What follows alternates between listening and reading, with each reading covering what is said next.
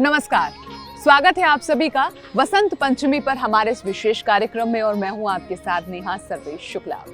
आज बात करेंगे उन देवी के बारे में जिनके स्वागत की तैयारी ये प्रकृति पहले ही कर देती है, जो ज्ञान का भंडार है, वो है माँ सरस्वती।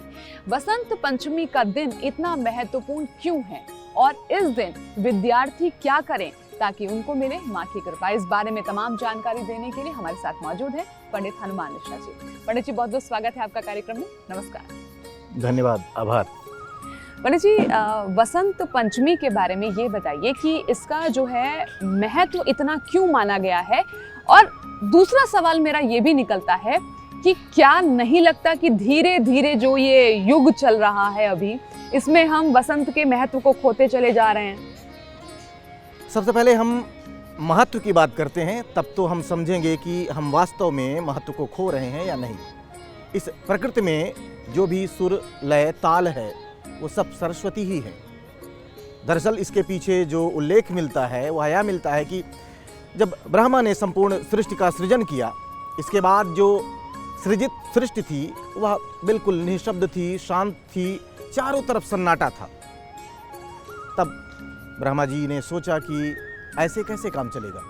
इसके बाद उन्होंने सरस्वती जी को प्रकट किया। इसके बाद से ही संपूर्ण प्रकृति में चहल पहल, कोलाहल सब कुछ व्याप्त हुआ। यानी चिड़ियों की चहचहाहट सरस्वती है, हमारी वाणी सरस्वती है, हम गाते हैं, गुनगुनाते हैं, बोलते हैं, ये सब कुछ सरस्वती ही हैं। इसलिए इनका महत्व था, है और रहेगा। हाँ, सरस्वती पूजन का महत्व वर्तमान में कुछ कमज़ोर सा कह सकते हैं। हालांकि जो इसके महत्व को, इन तमाम चीज़ों को जानते हैं, वो किसी भी प्रकार से इस महत्व को कम नहीं कर रहे हैं।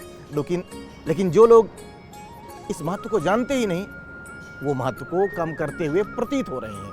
वास्तविकता ये है।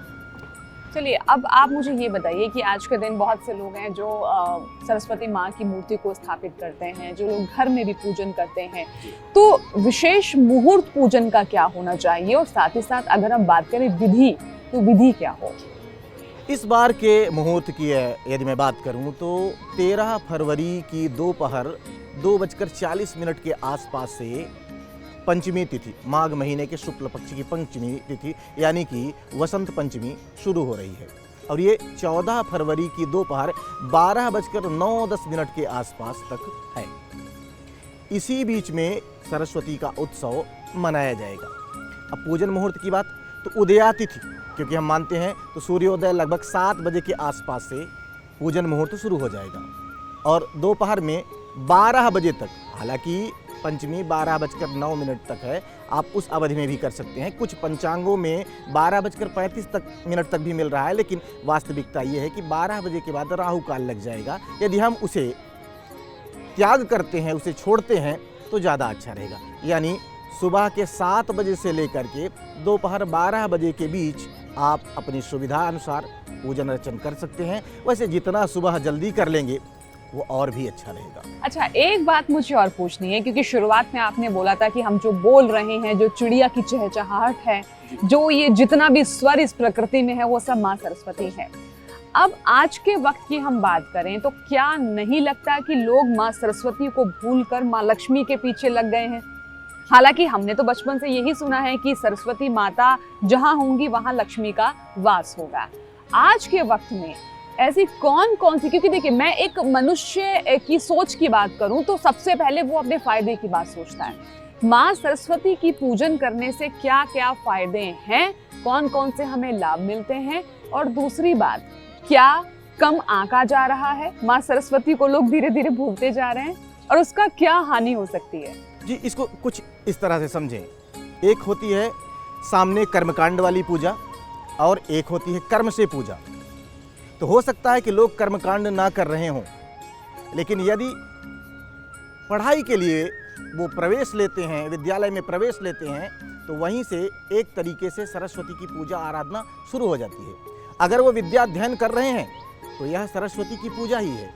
हो सकता है कि कर्मकांड के रूप में वो तिलक ना लगाते हों सरस्वती को, उन्हें फूलों की माला ना चढ़ाते हों, उनका मंत्र ना जपते हों, लेकिन जैसे ही वो विद्यालय में प्रवेश लेते हैं और निष्णात होने तक पढ़ाई करते रहते हैं, ये सरस्वती की पूजा ही है। तो सरस्वती के महत्व को वो जाने अनजाने स्वीकार करते हैं, उनके पथ पर चलते हैं। हाँ, जब अर्थ की बात हो तो लक्ष्मी को ज़्यादा महत्व देते हुए नजर आते हैं, लेकिन लक्ष्मी सरस्वती के बिना वर्तमान में नहीं आ सकती।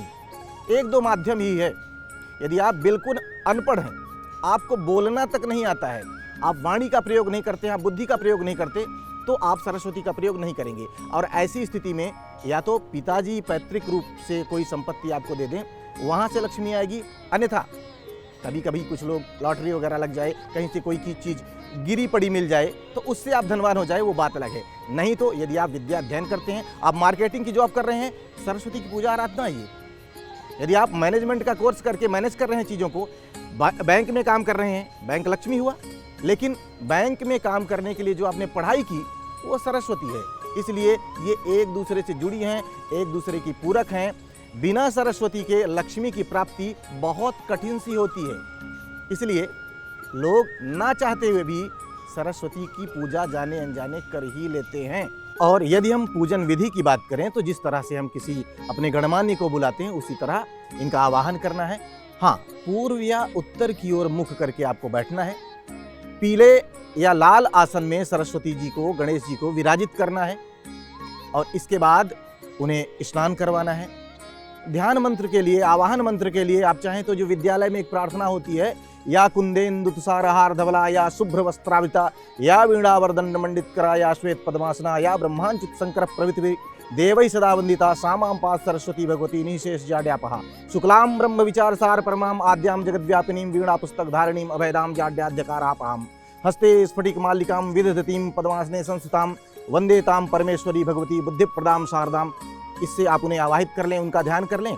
इसके बाद जो है वहाँ बैठ करके उनका कोई एक मंत्र, हालांकि बीजाक्षर ही जपना चाहिए, लेकिन यदि आपको आपके गुरुदेव ने पूरा मंत्र कह रखा है तो आप ओम ऐं सरस्वत्यै नमः इस मंत्र का कम से कम एक माला जप जरूर कर लें।